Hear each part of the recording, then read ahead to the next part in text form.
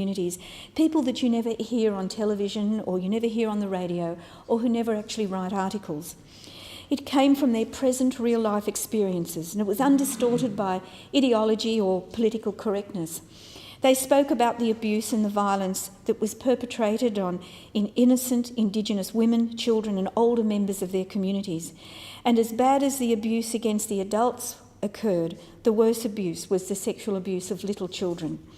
But 8 years ago, it was clear that the type of sexual abuse had become worse because of the widespread introduction and availability of pornographic videos. And indeed, it was one of the recommendations of Professor Robinson and the Indigenous women elders that pornographic videos be actually banned from the remote communities. The task force reported that the incidence of sexual violence was rising and was in direct relationship to the negative and deformed male socialisation that is associated with alcohol and other drug misuse and the prevalence of pornographic videos in many of these remote communities. About 6 years later, the Little Children Are Sacred report said that pornography, including pay TV porn, was readily available to children and parents in these remote communities, and that exposure to pornography played an important role in what is known as grooming children for sexual abuse. This report and its identification and condemnation of pornography was one of the triggers for the Howard government's intervention into remote Indigenous communities in the Northern Territory in the second half of the year 2007. And indeed, Mr Acting Deputy Speaker, as you are well aware, the federal government was in no position and had no authority to actually intervene in Queensland or indeed any of the other state jurisdictions that actually reported similar abuse. But the Commonwealth Government certainly had jurisdiction to intervene in the Northern Territory, and it did. This was one, I believe, of one of the most significant achievements of the Howard Government, and I'm pleased to have been a member of the Parliament and of the Government that lifted what the task force described as the veil of silence and did something resolute about this endemic.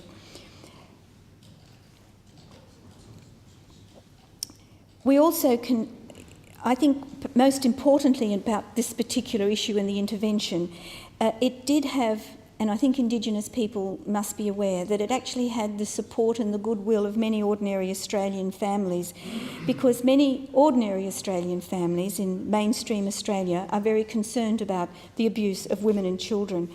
And I do take the opportunity to honour the work that was done in this regard by the previous Minister for Family and Community Services, the Honourable Mal Brough, and actually acknowledge and salute the support that he had from many of the women and children in many of those remote communities that he visited. To its credit, this succeeding Rudd government has continued with the policy of prohibiting the possession and control and supply in prescribed areas of pornographic material, and I thank the opposite side of the House for doing that. But I am concerned that it has gone a little weak in the knees in overturning the Howard government's restriction on pay TV pornography, which has been masked by an R rating classification. This is of real concern to many of the disempowered women and children in the remote communities, because I understand that the minister responsible has said that he will leave it to those communities to actually ask for remote or pay TV pornography to actually be prohibited from their communities on an individual basis. But, Mr Acting Deputy Speaker, this does not provide for the women who in these communities have been traditionally and historically disempowered from such decision-making process. And when just about all the reports that have been handed in on this very sad and tragic issue, all of them have identified the prevalence of pornography and the combination with drugs and alcohol as one of the causes of the abuse of women and children. And I feel it's up to us as a government to actually take that step. And perhaps if it is felt that the community itself should have that choice, the women should also be asked to contribute their point of view, and they should be done in a situation where they are not victimised or harassed by the male members of their society. In fairness, Mr Acting Deputy Speaker, I do ask the government to consider that move. I understand that since the introduction of the 2007 legislation, a large quantity of pornographic material has been collected by police in the Northern Territory. I don't know whether it was collected by the Northern Territory or the Australian Federal Police. I understand that only about a dozen members of the AFP have been assigned to the Northern Territory intervention, and it is not widely understood what roles they carry out in relation to each other. My concern is that in the past there have been reports in the long history of prosecution against illicit drugs that some of the drugs that have been seized by police and by authorities have subsequently disappeared. I'm concerned that this could also occur with the seized pornographic materials, and I urge the government to ensure that the banned material collected by the police and the authorities has been properly registered, and that audited destruction procedures are in place to avoid mishandling, and most particularly to protect the integrity of the police. But it would be a scandal if the collected pornographic material ended up being recycled back into the community, either into prescribed areas or those areas that are non-prescribed.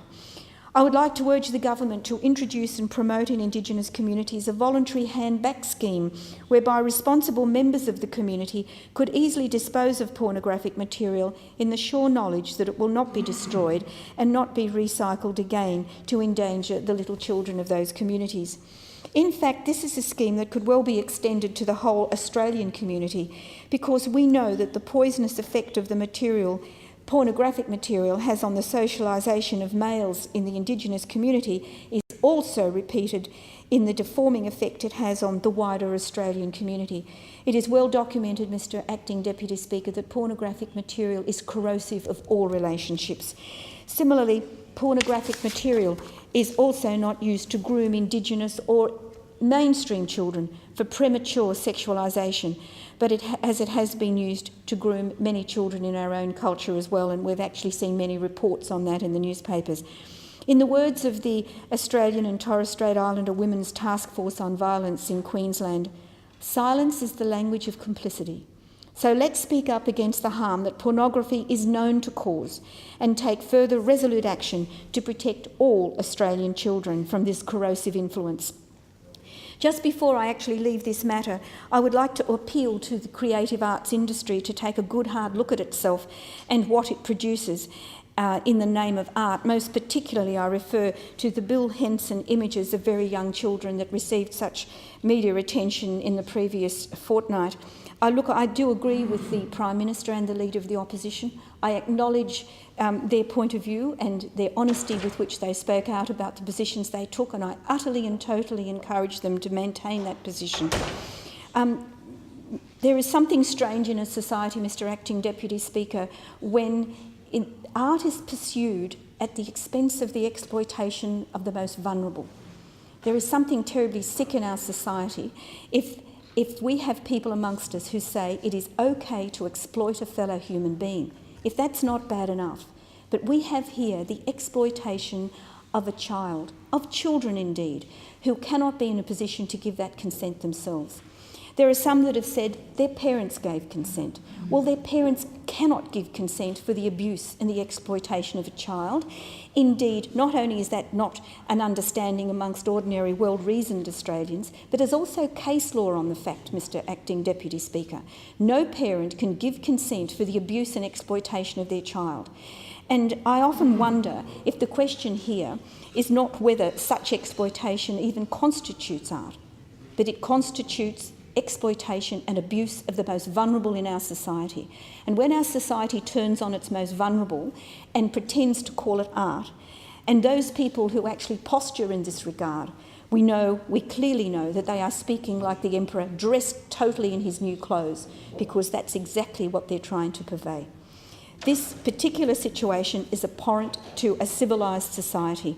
And again, I applaud the Prime Minister for his statements and also that of the Leader of the Opposition, and I join them and I add mine to it.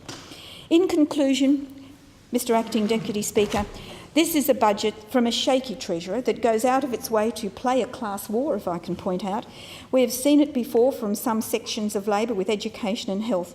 And of course, on this side, we strongly support choice, but this government seems to want Australians to do it where there is no other way, but whether they can pay for it or not. It's the government that would actually implement issues on health and education, not those Australians that prefer to actually have the choice and pay for it themselves.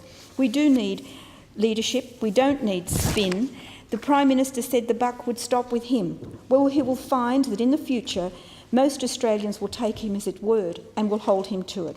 Having said that, I do otherwise support the appropriation bills and thank the House for the opportunity of addressing them.